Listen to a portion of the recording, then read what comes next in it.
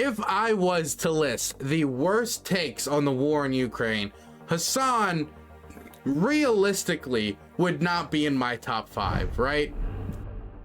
Let's get to the content of the day. The first video I want to check out today is a Lonerbox video that he just released today. I watched this morning, so this is not my first watch of this video, but after watching it I decided, you know what, I think I can watch this again, and I'm gonna watch it with all of you lovely people out there, because I know a lot of you guys really like when I react to people's bad Ukraine takes. In fact, anytime somebody has an opinion on the war in Ukraine that you guys think is bad, the first way I'll find out about it isn't because I'll stumble upon it on my own Twitter usually. It's because you guys will DM it to me on Twitter, or you'll DM it to me on Twitch, or you'll email it to my email, DylanBurns1770. No, it's DylanBurnsTV@gmail.com if you guys want to email me. Or you guys will link it in my chat. That is that's the way you guys let me know. So that's how I know you guys want me to react to it, because you're throwing it in my direction. Right? And the reason you're throwing it in my direction is so I'll finally watch it on stream. And this video takes a lot of the bad Ukraine takes and kind of compiles them all together, does a little debunking in it, and I just really like Lonerbox. In fact, I'm going to be hanging out with Lonerbox in person this upcoming weekend, because I'm going to the Netherlands. We're probably going to stream a little bit together after relaxing in the Netherlands. So do look out for that. It'll be pretty cool content, I assume, unless we're both just completely boring personalities. So let's watch this video. Let's see these terrible Ukraine takes that Lonerbox has accumulated. So, it's been 1 year since the Russian President Vladimir Putin announced a special military operation against Ukraine, with the goal of demilitarizing, denazifying, and politically neutralizing the country. This special military operation took the entire world by surprise. Literally no one saw this coming. Well, barring a few exceptions, for example the US State Department, and imagine not believing those guys, am I right? 1 year on, it seems a lot of expectations have been defied. By the way, I don't like this map because this is the map people keep using recently, and this completely ignores the offensive on Kiev and how brutal that was in the early weeks of the war. Because if you only include this and you don't include the Kiev region, I don't think you're getting a complete picture on how successful the counteroffensives have been in the north of the country earlier on in the war. I do think that should be included, but it usually isn't, and this is from DW. I don't think this is a bias source or something, but I usually like to see that included more. Having come into the war expecting a swift takeover of Kyiv and the removal of the Ukrainian government, Putin's military operation has turned out to be far more special than we might have anticipated. Got him! Despite the Kremlin's ambitions, Ukraine has reclaimed over half the land that was captured by Russia since last year. Even the I'm sorry to hammer Ukraine on this has point. Reclaimed over half. But look at that map. See how much that changes it? See how much more significant it is now? You're like, whoa, actually, that was significant. I don't think a lot of us remember actually how crazy the first 2 to 3 months of the war was before the Kherson counteroffensive, before the Kharkiv counteroffensive, before these things. How crazy it is that they actually pushed them back from Kiev, and how desperately the Russians were clinging and scratching, doing everything in their power in order to take the capital, but failed to. And then just straight up retreated because they're like 50-40 mile column. People forget about this. The terrifying 40 to 50 mile column of Russian troops that everybody was hyping up, and how it just got drone striked by Bayraktars. That's why Bayraktars were really popular in the earlier stages of the war, was because of how much damage they were doing to these long ass corridors. That's why I don't hear about them anymore, is because they're not as useful for a lot of the military operations that are going on now as they were earlier on in the war, as the Russians were just kind of like making beelines for any major cities. So I do think this should be included, and that's why I don't think Lonerbox is biased or anything. I'm just saying, like, this is really good to include in the maps, because I think it just shows the full scale of how much territory has been taken back and how successful it has been relative to what we all expected the Ukrainians to perform in this war, how well we expected the Ukrainians to perform in this war. And Almond745, thank you so much for the tier 1 being sub for 60 months. Half the land that was captured by Russia since last year. Even the prospect of taking back Crimea, which last year might have seemed like a pipe dream, is now no longer off the table. After ignoring Zelensky's offer to rule out NATO membership in the beginning of March, Russian aggression has now made the alliance more popular than ever. By the end of the year, support for NATO membership amongst Ukrainians reached an all-time high of 83%, and it's very likely that Sweden and Finland will also be joining in the near future. Yeah, the main problem here seems to be Turkey. Turkey is making a lot of noise about it being around the Kurds and the fact that, you know, the Swedish government and has like harbored some like Kurdish political dissidents that the Turks are really angry about because Turkey just cannot leave the Kurds alone. But I also think they are kind of purposely dragging their feet. For how long they're going to do this, we don't know. We kind of hoped this would have been over by now, but the Turks don't seem to be budging, at least in the immediate future. Hopefully they will, though. I don't expect them to hold this out for, you know, years. I mean, it's possible, but I guess it depends on how goofy the Turks are feeling. As for and it probably also depends on the results of the Turkish elections that are coming up. Nazification, which, let's face it, was never a good faith objective in the first place, this goal has, if anything, been set back by the presence of neo-Nazi Russian militants in the country doing quite a lot of Nazi-esque shit. Now, this war has been somewhat unprecedented. One of my favorite debates I've had about the war was the one I had with Jackson Hinkle and Infrared. People really liked that debate. But I really liked the point where I asked them, like, you guys genuinely think this is a denazification operation? Why is it that the Russians also have Nazis in their military? And they're like, well, they have less Nazis. And so it's like, okay, so your goal is to denazify Ukraine. And the reason it would succeed is because you have less Nazis. So what is the percentage of Nazi to not Nazi ratio that justifies invading another country? Like, if I find out the percentage of neo-Nazis in the American military is like 1% higher than Canada, can we invade and say denazification? If we use those neo-Nazis in our military to engage in said denazification, won't that set back the goal of denazifying the military? Of course, this is all a ridiculous question. The idea that you could use Nazis to denazify Nazis is a ridiculous position. It's silly. But I mean, this war has really nothing to do with Nazism. But the question was never meant to be good faith. It was just propaganda. They're Nazis. Why are they Nazis? Because Slavic people hate Nazis. And so if you make all of Ukraine Nazis, then, you know, justifiably, Slavic people hate Nazis. So now they hate Ukrainians because the Ukrainians are all Nazis. So, boom, you got it. That's the reason the propaganda point is there. The Russians are kind of working on, and Lonerbox is going to get into this later, kind of like almost a postmodernist, like, what is truth? Truth is whatever we say it is. Alexander Dugin has talked about this in the past. He isn't the first person to talk about this. It's not meant to be particularly factually convincing. It's meant to more like sweep you up in the sense of Russian patriotism against the evil Nazi enemy of our past. Unprecedented given how much of the coverage has been gathered from independent social media. A Russian regiment has been accused of crimes against humanity in the city of Bucha, and an overwhelming amount of the evidence against them was gathered from iPhone recordings taken by civilians and, more damningly, from the social media activity of the perpetrators themselves. This is the thing, and there were a lot of people who denied what happened to Bucha. There are people who still deny what happened to Bucha, but the evidence is so overwhelming that if someone denies that what's happening in Bucha at this point, they're denying what's happened in Bucha because they just straight up do not want to acknowledge what happened in Bucha because it just makes their side look bad. We have satellite evidence, like satellite photographs of the bodies on the street before the Russians withdrew. We have footage of Russian soldiers shooting Ukrainian civilians in the Kiev Oblast in the back of the head as they're walking away. Footage, just not deep faked. It's like confirmed, not deep fake. It's just like right there, just from security cam footage, right? Crazy how it would be absolutely insane if somebody was able to fake it and get it past all the experts. We have the bodies, the actual bodies we can, dig up, and we found after the fact. Neptune gave Exal a tier 1 subscription. Oh, look a whitey. Need to eradicate the whites with Ukraine gold. Thank you so much for the tier 1 sub. That won't look terrible on the YouTube VOD whatsoever. Thank you for the tier 1.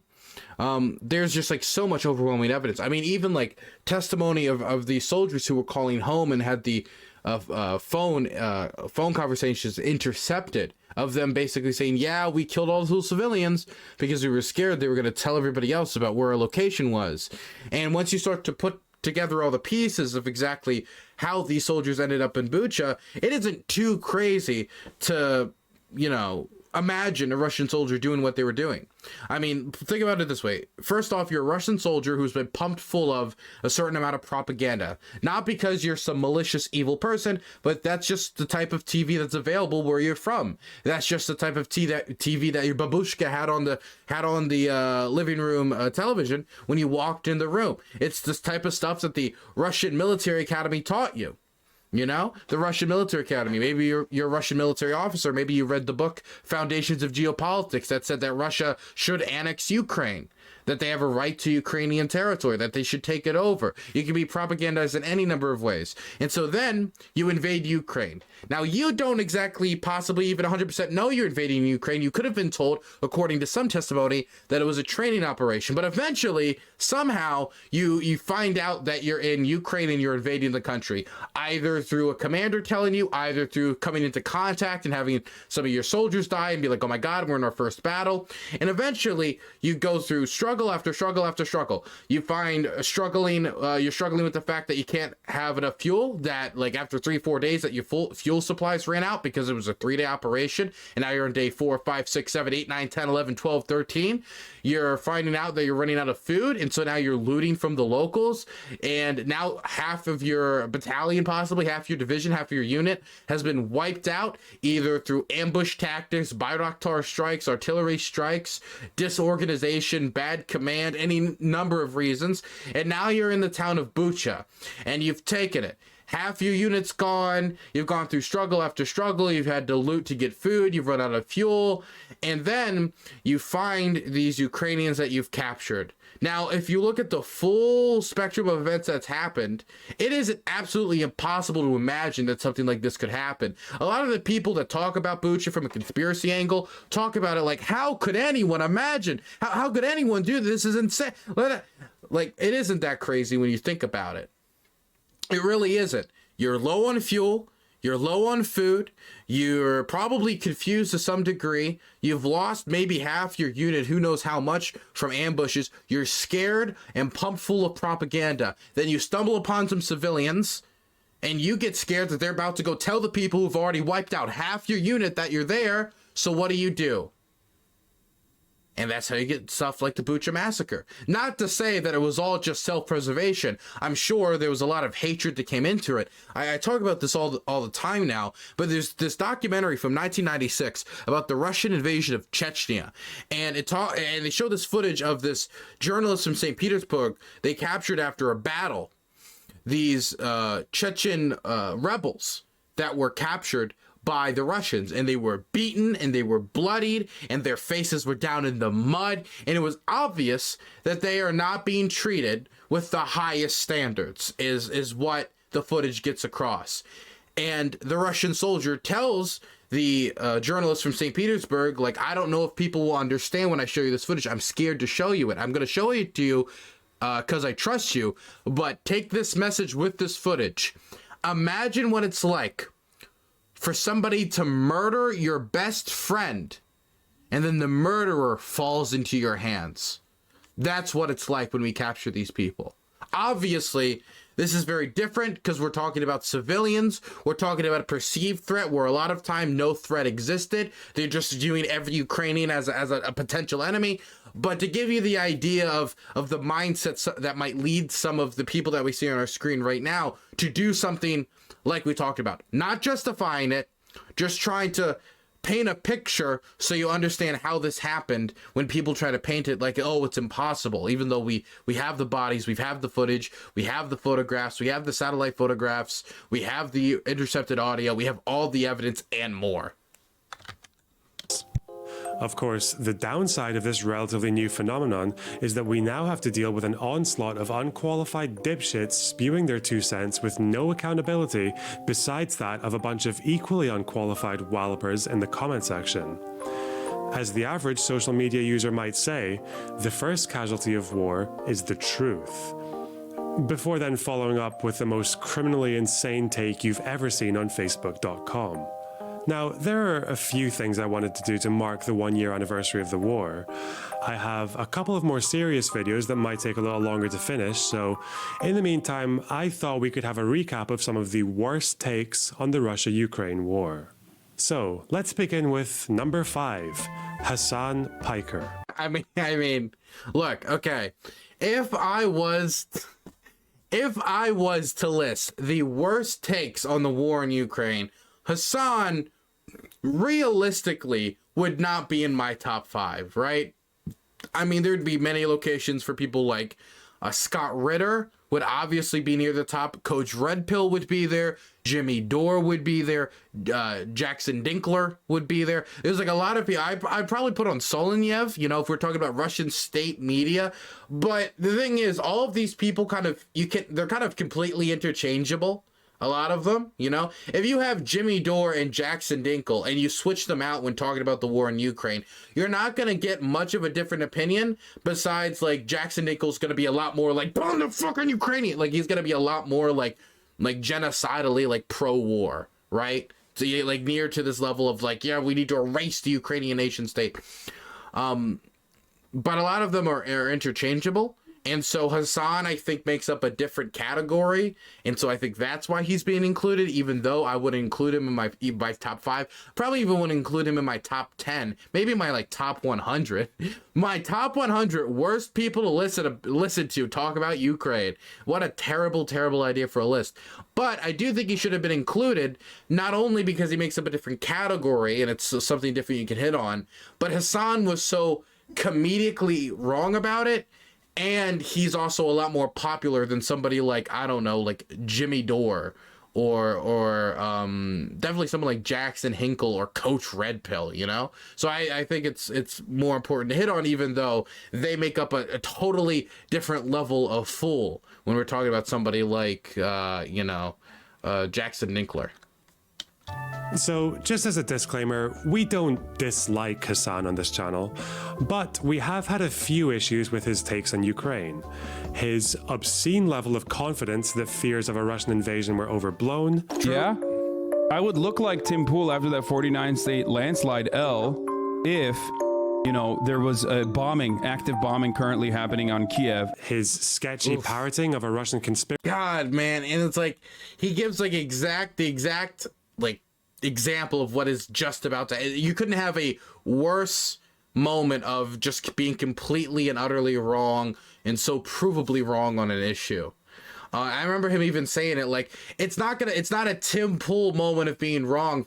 He was trying to compare it to the idea of a 49-state landslide until this happens. And then like hours later, that exact scenario just played out. I mean, the whole night of the invasion, it was just a crumbling of every single position he had, completely crumbled to the ground, leaving nothing left but a barren wasteland that has no use outside of being a parking lot for a future theme park, right? I mean, it was just not vibing. Conspiracy theory about snipers and a woman named Olga. This is really Intercepted bad. phone calls that literally show that the right sector. I'm positive that, well, okay, I can't say I'm positive, but I think this is just one of those things that he heard or he read on a Twitter thread or it's just somehow burrowed its way into his ear. Because I doubt like Hassan Piker was going through all these documents and be like, hey, the Russian government told me. It must have been something that somebody repackaged into meme format and like posted on TikTok or Reddit or Twitter or something, and it's some way it burrowed into his ear. But I have no clue why this particular conspiracy theory, how it got into his ear outside of that, because I doubt he would literally read, oh, this is from TASS, the Russian state news agency, or oh, this is from Russia Today, I trust this source. Like I doubt he would do that. So I don't know how this conspiracy theory about the Maidan snipers got into his head. You know, there was a active bombing currently happening on Kiev. His sketchy parroting of a Russian conspiracy theory about snipers and a woman named Olga. Intercepted phone calls that literally show that the right sector, which, you know, and the CIA involved, CIA trained right-wing operatives in Ukraine could have perhaps engaged in such a violent action. Exited about the Area 51. Okay. His bizarre colonialist justifications for the annexation. And this is the thing for me, right? When we talk about Maidan, is people don't realize how insane the violence was on Maidan. When we talk about the whether, I mean, you can get to the stuff that people bring up to me all the time, where it's like the fires in Odessa, but you can go back further to just the type of tactics like the Berkut used against Maidan protesters with like metal poles and tying screws and bolts to flashbangs before throwing them into the crowds. And I bring this up really like frequently now, but I think it should be brought up because a lot of people just don't remember the history of Maidan. The government hired like literal gangsters to go put down protesters. I mean, they hired them. They're known as Tatushki. They were hired to go out to either instigate violence to justify police crackdowns, where they'd go in, you know, the things that people like a lot of times would be like, oh, I saw some footage in the background. It looks like a cop breaking a window, dressed as a protester in order to like do that. That actually happened here. It's not just like rumor on Twitter. Like, it happened. Not to mention, they also went out and stabbed people and hurt people. This would be the equivalent of Joe Biden hiring MS-13 to go to a pro-gun rally and just rattle them up, or try to do something to get the police to justify police crackdowns. I mean, it's absolutely crazy, man. The Area 51. Okay. His bizarre colonialist justifications for the annexation of Crimea, and his assertion that Russia had a stronger claim to Crimea because they brutally displaced the Tatar population in 1944. Lonerbox already grilled him on this a while ago in his old video about Hassan and the Ukraine war. If you want a more in-depth breakdown of that, go watch that video. Well, I'll just let this represent itself in its full glory. And a whole bunch of other times before that. Number one group of individuals that Crimea belongs to is the Tatars. The number two individuals that Crimea belongs to by way of the Crimean Khanate is the Turks. The number three group of individuals that Crimea belongs to is the Russians, because they purged the Tatars and now more Russians live there. Okay. Maybe number four, Greece. Fuck it. Give it to Greece instead. And then number five on there is Ukraine. Okay? Number five is Ukraine. This idea that you have any sort of sovereignty and any sort of like constitutional sovereignty that needs to be held together. Crimea belongs to Mongolia before it belongs to Ukraine. So Ukraine number six in that situation. Okay? I don't know how you even expect me to take this like seriously as a position over Crimea. The idea that like Mongolia, Greece, or Turkey has more of a claim to Crimea than the Ukrainian government does, even though Crimea has been part of some like example of the Ukrainian state, even if it's just the like USSR version of Ukraine since like the 50s. Like I mean like officially, and that's only officially speaking, right? And Russia signed treaties recognizing Crimea as part of Ukraine. Putin himself even said that he didn't have territorial ambitions over Crimea in the lead up to him taking it. I mean, this is something that before 2014, if you were to say out loud, like, oh, Russia actually, Crimea belongs to Russia, like a lot of the Russian government would just turn to you and say, no, what do you mean? It's Ukrainian, because we have such a good relationship with Ukraine. But then when the Ukrainians wasn't doing what the Russians want, then the narrative completely switches on its head. And now we have to live in the land where Crimea was always part of Russia. I don't know what you're talking about. Now, I know Hassan has already admitted he was wrong about predicting the invasion. I'm not sure if he still holds the same view in Crimea, but if he does, and if he ever watches this, I think a good question to ask would be, is this not exactly the same logic that's used by the State of Israel and a certain ex-US president when they argue for annexing the Jewish majority parts of the West Bank?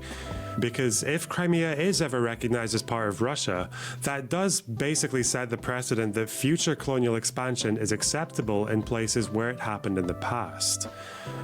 And I would say that's not good. Okay, is that the good faith criticism out of the way? Yeah. All right, next. 4. Jordan Peterson.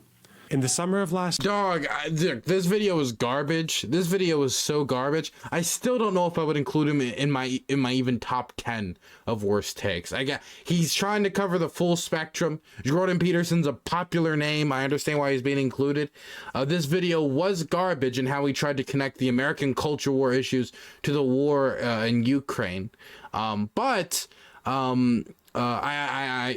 really would not include him in my top 10, but you know, big name, was wrong. I understand. Last year, Dr. Gorbis Jeeperson uploaded a 51-minute monologue entitled Russia versus Ukraine or Civil War in the West? Question mark. Now, still think Hassan isn't in your top 10. The worst Hassan got for me on Ukraine was when the Crimean bridge explosion happened. And he classified it, even though the vast, not the vast majority, all military historians would acknowledge that a bridge being used to transport military logistics, bombs, weapons, guns, that was established during an occupational period is a legitimate military target. Hassan tried to pretend it wasn't. He said it was completely unacceptable. Like completely outside the norms.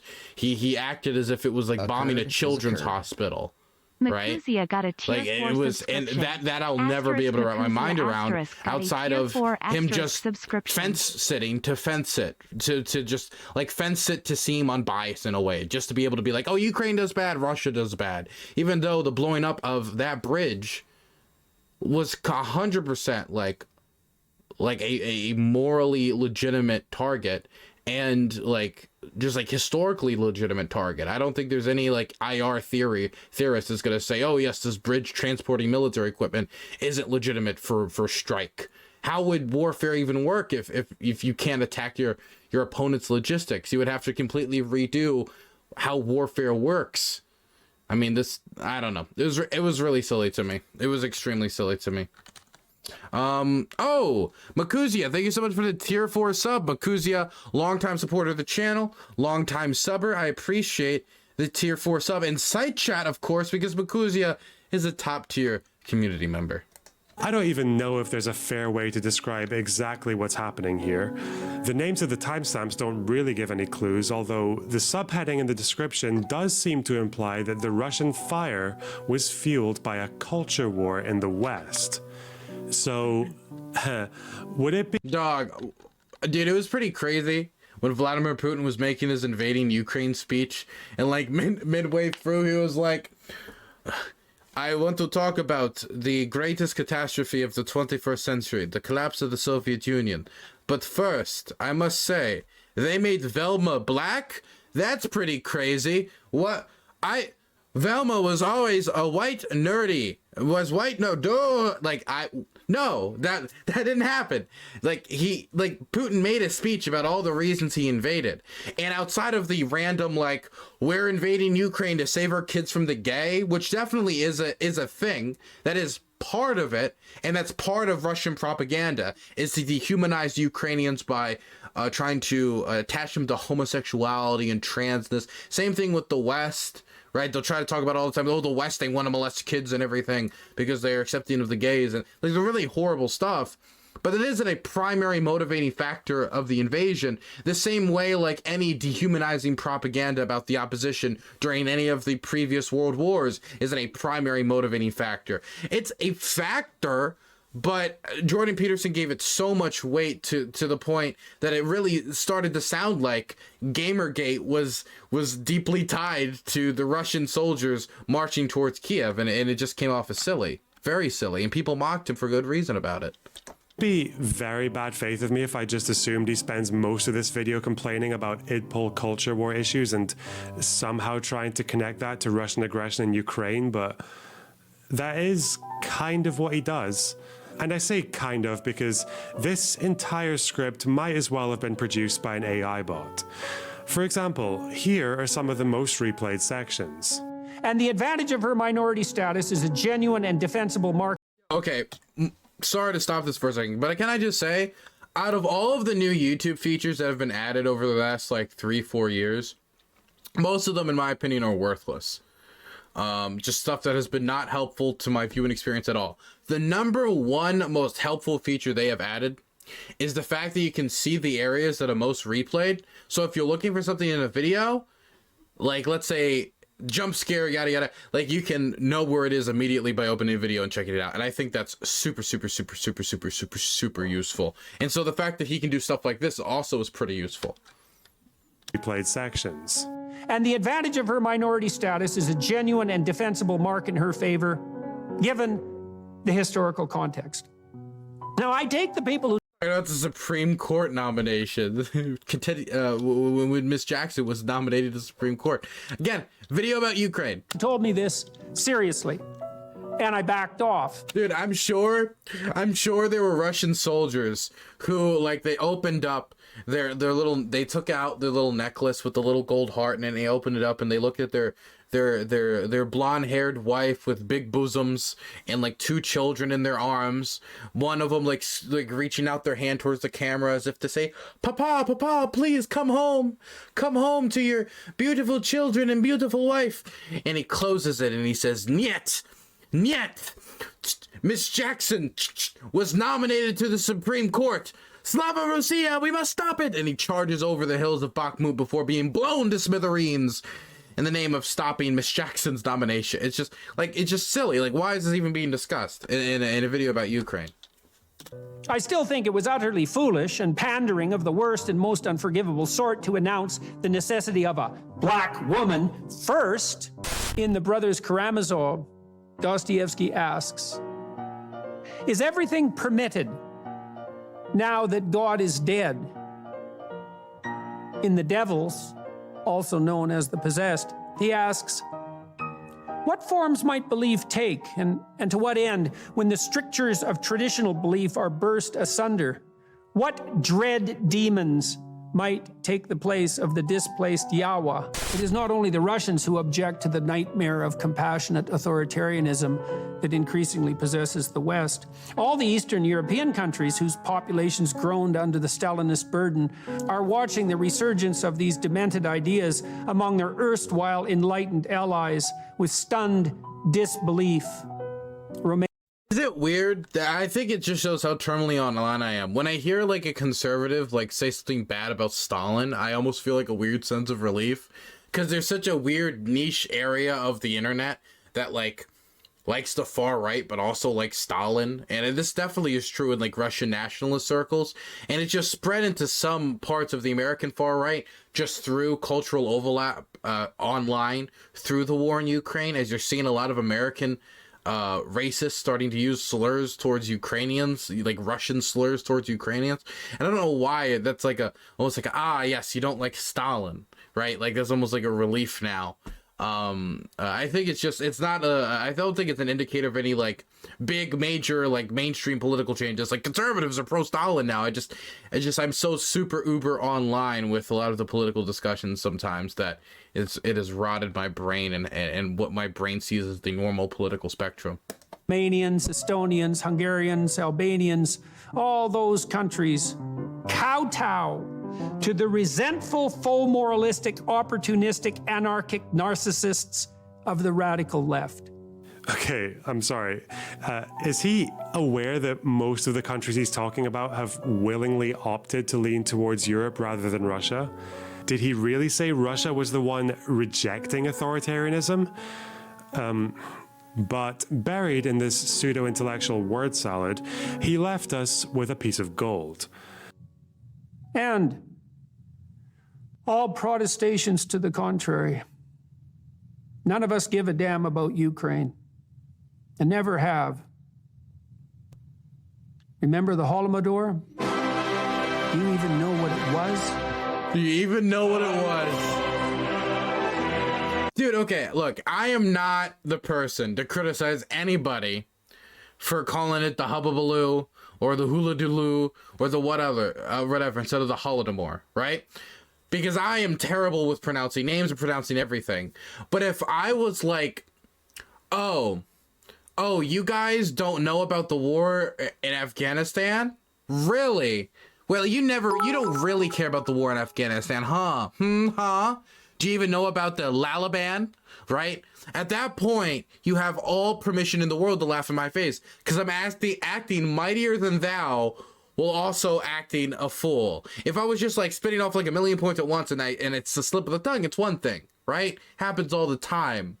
But this was a pre-recorded segment where he acts like mightier than thou. It's like, oh my god, like just slipped on the banana peel mid-statement. It's just like, oof, there's no saving him from that. A frozen cloud drop. Thank you for the 100 bits. Based Kermit the Frog Professor. True. Let's hear it again. Remember the Holodomor? The Holodomor. Do you even know what it was?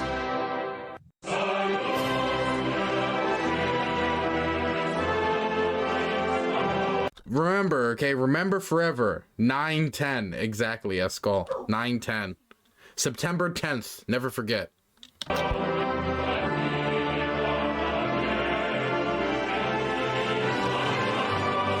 Remember the Holodomor? Now, this would have been very unfair of me if he was just misspeaking, but, well, 2 months later, he did an interview with Lex Friedman, and I can't tell if Lex knew he made the same mistake before.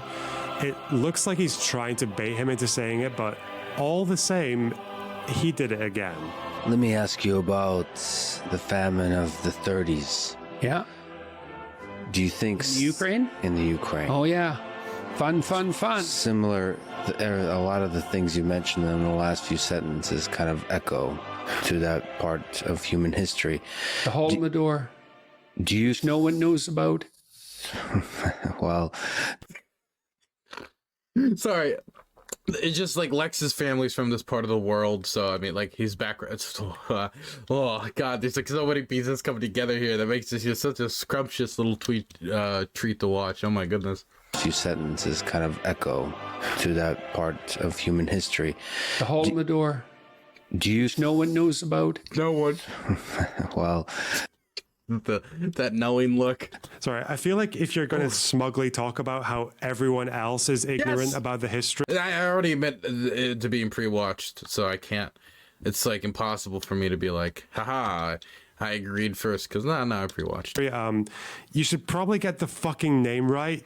Like, you can't just say, oh, do you even know what happened in Ukraine? Do you even know about the Hullabaloo Mador? 3. Roger Waters. Okay, hey, I love Pink Floyd, but even as a teenage simp, I always thought it wasn't hard to spot the apocalyptically pretentious git behind the music. And on September 5th, Dog, I never liked Pink Floyd. Can I say that? And I'm saying that as like, you know, like, oh, I love psychedelics and I'm, you know, hippie background and all that. Like, I never liked Pink Floyd. Never did.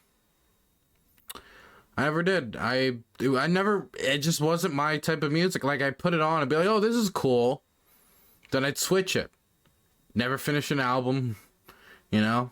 I just was never my type of music. I mean, it's okay. I can listen to it. I acknowledge that it's good music. It's just not, I just never liked it. Just never liked it, you know? I'm launching a Teddy Cruz missile your way. You know what it feels like? You know that one scene? What was that? Feels a little bit like this right now.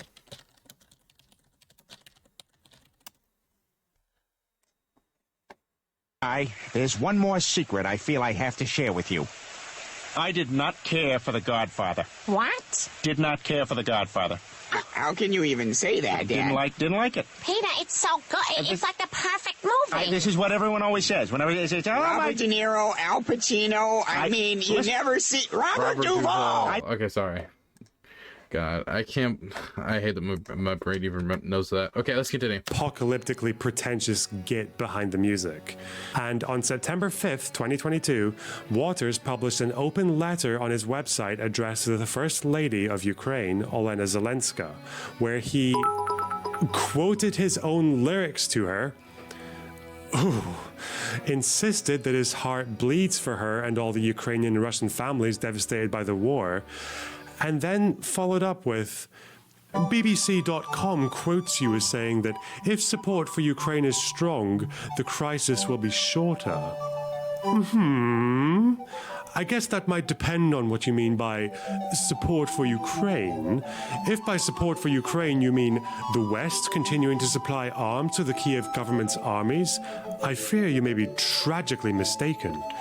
Throwing fuel in the form of armaments into a firefight has never... Dog, can you believe that God took Norm Macdonald's they took Norm Macdonald before they took Roger Waters?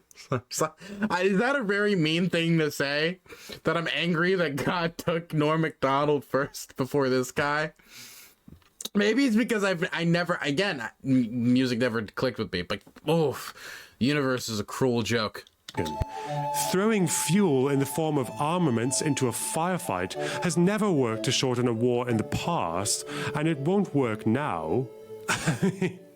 What the fuck? And after pretending that Lend-Lease was never a thing during the Second World War, Waters proposed that Zelenska, tells her husband, I guess, to implement his election promises and 1. End the civil war in the east and bring peace to the Donbass and partial autonomy to Donetsk and Luhansk, and 2. To ratify and implement the rest of the body of the Minsk II agreements. So there are a few problems with making these demands today, especially now that there have been a few developments. Also, can I just say, why write the open letter to Zelensky's wife? If you're making the request of Zelensky, just write it towards Zelensky. Could you imagine, like, how would this interaction happen? Let's say that Zelensky's wife was genuinely transformed, like it was like she took like 10 grams of mushrooms. She read Roger Waters' letter. And she was like, "Oh, you've transformed my mind." She listened to like Brick of the Wall, like the whole thing back for like cover to back, whatever. And she goes to her husband. She's like, "So a celebrity, a musician told me that you should accept a treaty from like 7 years ago to end the war. And also give up all this land that none of your people want you to give up." Who is this person? Oh, just, you know, Pink Floyd guitar guy, like from a while ago, like nobody cared, like it's like not a big thing anymore. But just like he really gripped me when he was quoting his own lyrics to, like, how did he expect this to go down? Why even put in the effort? Since Zelensky's election in 2019, namely the big invasion, Personally, if somebody tried to convince me through my significant other, through debate broing my significant other, that would do nothing but just piss me off. Like, you couldn't just talk to me directly. You had to go through my wife, really, to try to convince me. You had to go to my family for just like, you know, there's a more direct method here. Special military operation that's been happening for the last year. I wonder how feasible Waters thinks partial autonomy for Donetsk and Luhansk is now, given that so much of the civilian population has fled the region, and now that in the same month that Waters wrote this letter, Russia annexed both of these territories, as well as Kherson and Zaporizhia. Regarding the Minsk Accords, which were signed in 2015 as an attempt to end the civil war in eastern Ukraine, well, it's true that the agreement wasn't upheld by either side. Although it might be hard to expect Ukraine to uphold their end, given that one key point of the deal was the withdrawal of foreign armed formations, military equipment, and mercenaries, something which the Russians never followed through on.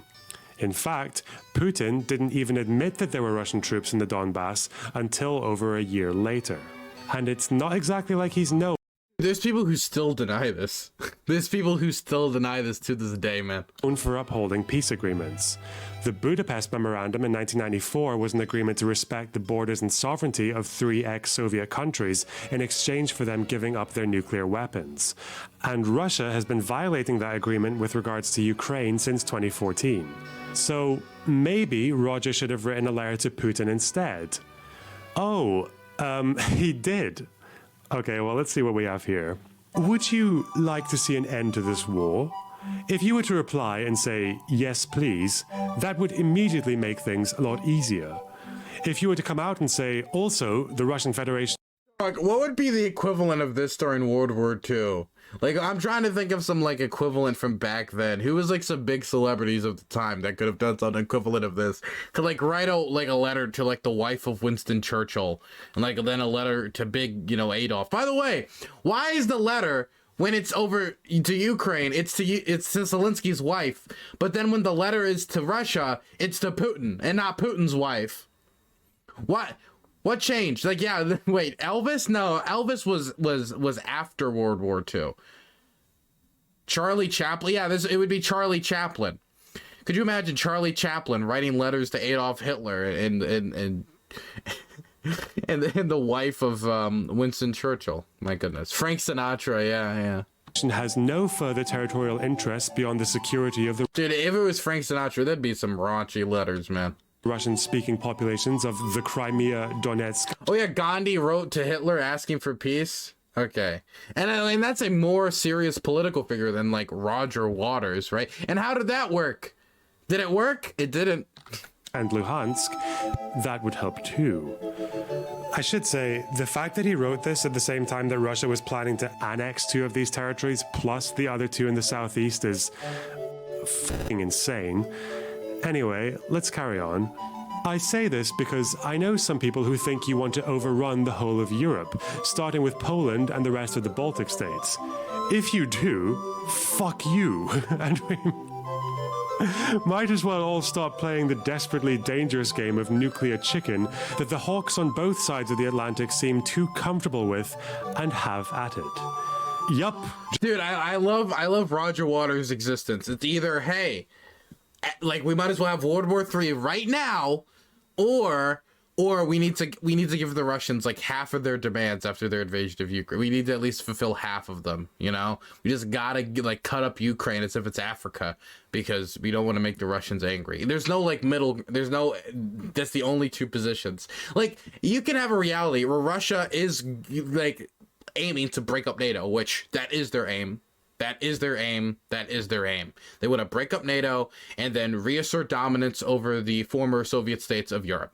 That is like been their stated goal for quite a while now. It's not that confusing. You can acknowledge that and still say like we shouldn't go to war with them. We should just be on guard. We should be ready for them to attempt these things. That doesn't mean we need to invade Moscow and overthrow the government.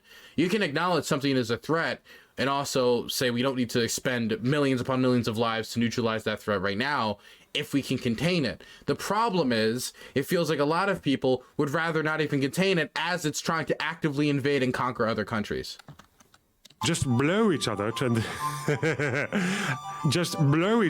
the world to smithereens. The problem is, I have kids and grandkids, and so do most of my brothers and sisters all over the world, and none of us would relish that outcome.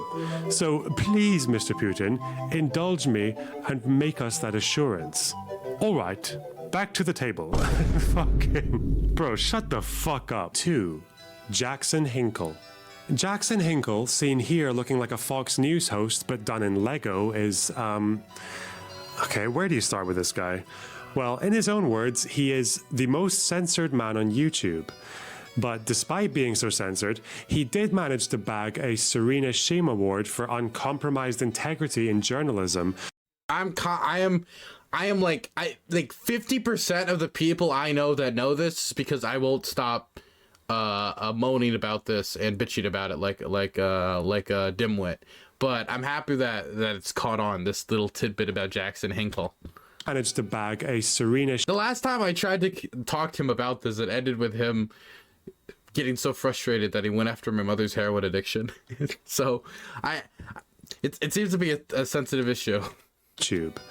But despite being so censored, he did manage to bag a Serena Shim Award for uncompromised integrity in journalism, which was given to him by a pro-Assad lobby group.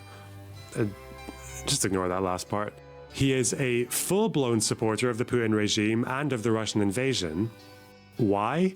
Well, mostly because he's a bloodless, propagandistic shell of a man, but maybe also because he was a parrot of the very well-known Kremlin talking point, which claimed that Ukraine was committing a genocide against ethnic Russian civilians in the east.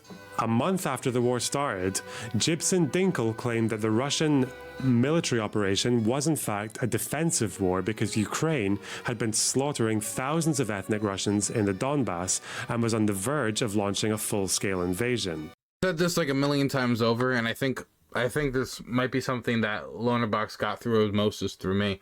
But Russia is the #1 killer of Russian-speaking people in the 21st century. It's not even close. When you think about the amount of people they're trying to save, the Russian speakers they were trying to save, I don't know why I put that in the quotation marks. The Russian speakers they were trying to save, the quote-unquote ethnic Russians, I can't put that in quotation marks, they were trying to save, like in 2021, I think it was like 7 people or 8 people, or just like less than 10 people died by the horrific genocidal shelling that the government's describing. Now, that isn't to say 7 people dead isn't a tragedy, but when you hear genocide, right, you don't think, like, and it's genocide that needs military intervention to stop. You don't think 7 people dying in shelling, right? Who I don't think when they were letting these shells go, they're like, aha, these people speak Russian, kill them. Because I've met the people in eastern Ukraine who are fighting these wars, and they mostly speak Russian. So it's not an easy task to convince Russian speakers to go genocide other people for speaking Russian, and to conduct that genocide by killing 7 people a year. It just doesn't make much sense. And so if the problem was the civilians that were dying, launching this war, like, increased that amount of people dying by like an insane amount. It's not even comparable. So if that was a legitimate goal of the war, the Russians failed catastrophically. My belief is that it was never a legitimate goal of the war, and it was a cover for the invasion. If it was a legitimate goal of the war, they wouldn't have launched the invasion in the first place, which would have intensified the violence. Or once they found out that the 3, 4, 5-day offensive was not going to work, pack their bags, go home to save as many civilian casualties as possible. But that was not an objective, and the way they have conducted war with laying booby traps and trying to level cities to the ground and turn them into parking lots seems pretty obvious to me that they don't care that much about preventing civilian casualties. I've seen them bomb civilians myself. Like, they are not that interested in preventing them. Wait, an invasion of who? Russia or their own territory? Okay. Of course, this wasn't so much a genocide as it was a civil war that was waged after Russia had sent their own fighters into the region, which again, Putin admitted to. It is, however, true that there were about 14,000 deaths, including military and civilians on both sides. But if it was the deaths of Russians that led to the invasion, it does make you wonder why Putin waited until the conflict was effectively frozen before invading. Between 2016 and 2022, the average number of civilian deaths per year in Ukraine was around 60. And this— Look, from now on, you just need to call Lonerbox the Scottish Muppet, and the reason why is because all he does is repeat my talking points. Okay, that'll be the one piece of heat I throw his way, the one piece of shade I throw his way. This included killings perpetrated by both Ukrainians and Russians. And if Giblet Shingles really was bothered about civilian casualties, I can't imagine why he'd think invading was a good idea, since the number of deaths last year far exceeded that of the preceding 8 years in the Donbass. And given that most of the fighting has been in eastern Ukraine, that would also mean that a huge portion of those civilians killed by the Russian army will have incidentally been ethnic Russians. Which is not a good look for the person who is apparently so concerned about the slaughter of ethnic Russian civilians. Jorben Finkel. Which brings us to 1. Haz. Now, where do we start with? I'm sorry, my #1 will always either be Coach Red Pill or Scott Ritter. Scott Ritter slightly winning out by the fact that he tried to diddle kids.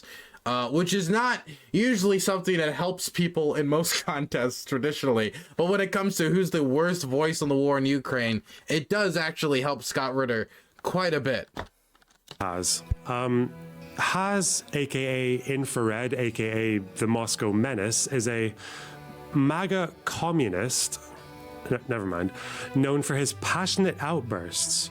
Bitching out! Bitching out! Bitching out! Bitching out! Bitching out! Bitching out! Bitching out!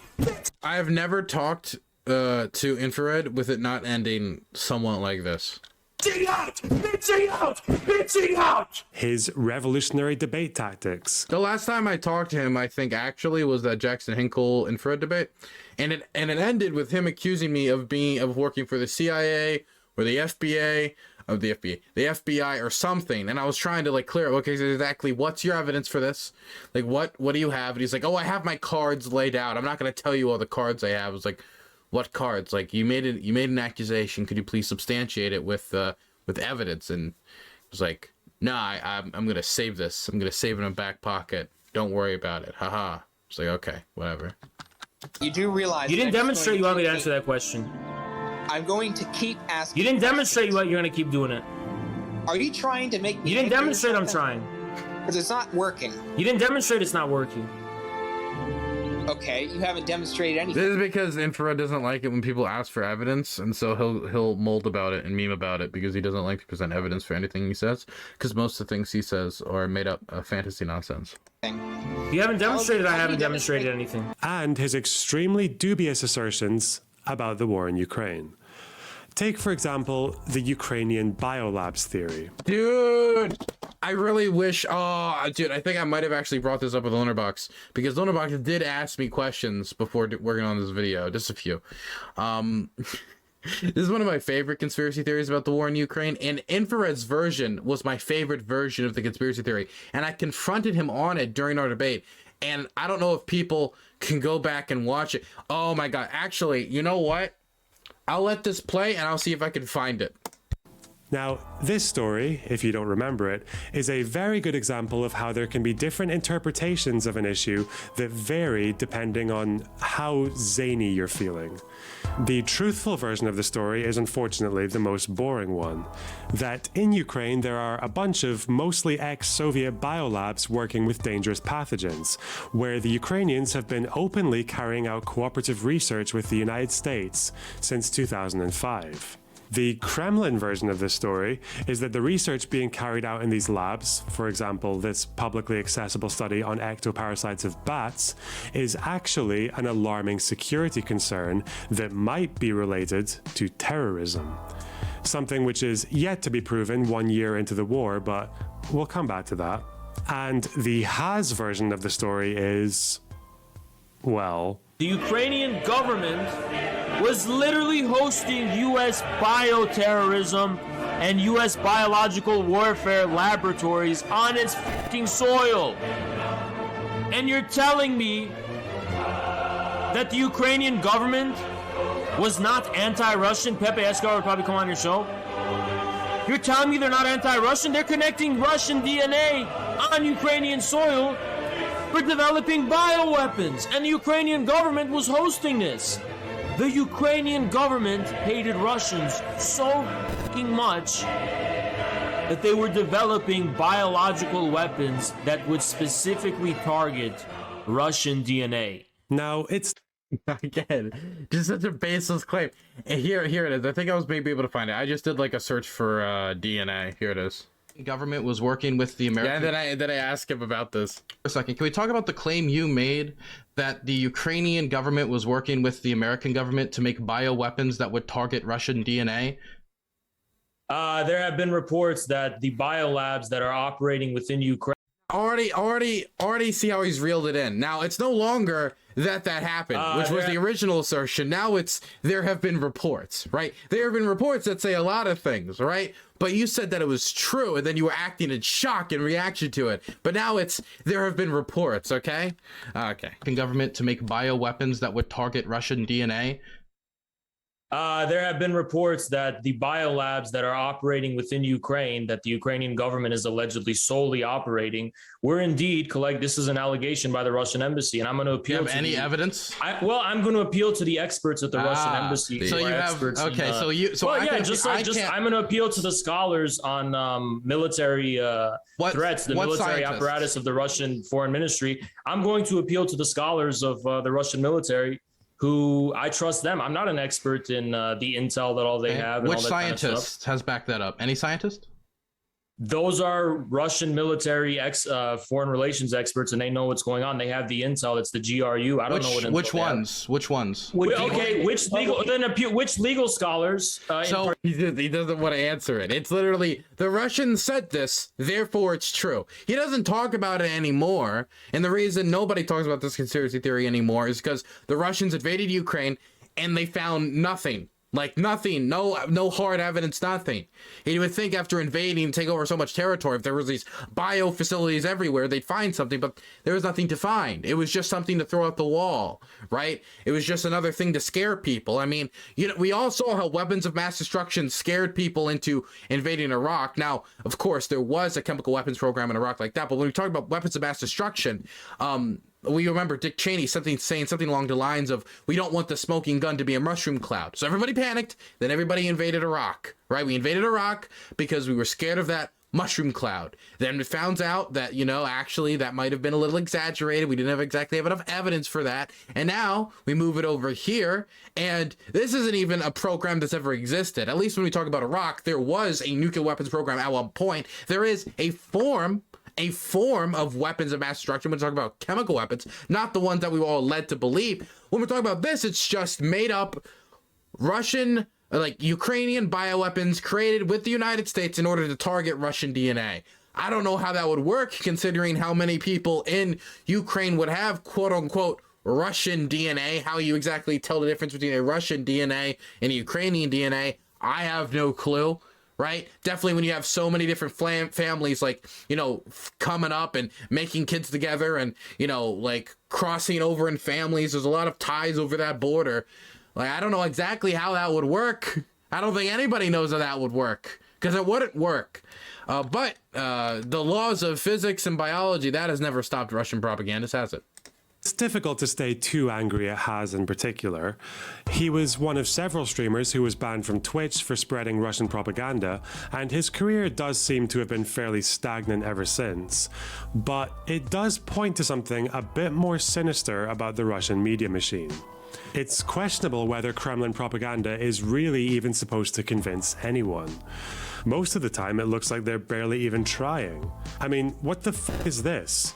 This is footage of the Bucha massacre that just has the word fake written across it.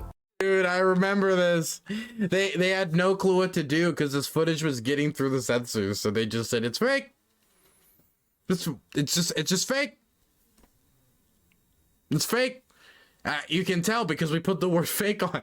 It's fantastic, and they did it in 2 separate languages too, to make sure you really get across how fake the footage is. Is anyone? Oh yeah, and I remember that, like, their evidence for it being fake was like, you see that person's hand in one of those bodies, it moves. That proves that they're actually alive and they're actors.